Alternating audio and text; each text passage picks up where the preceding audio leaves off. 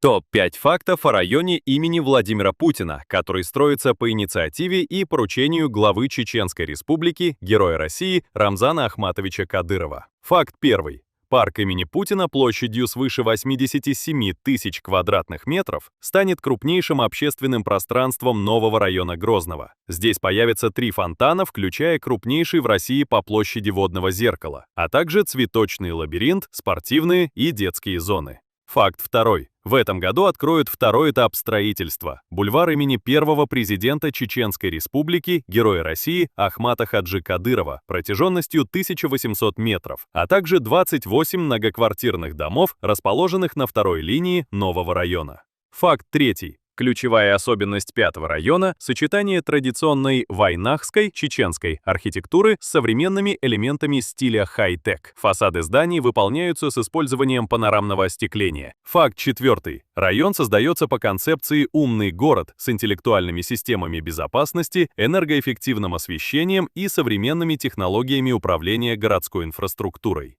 Факт пятый. В новом районе возводится мечеть с самым большим по площади куполом в странах СНГ. Она рассчитана на 6 тысяч верующих, а с учетом прилегающей территории комплекс сможет одновременно принять до 30 тысяч человек. Кроме того, мечеть станет одной из 2 в СНГ, имеющих 6 минаретов.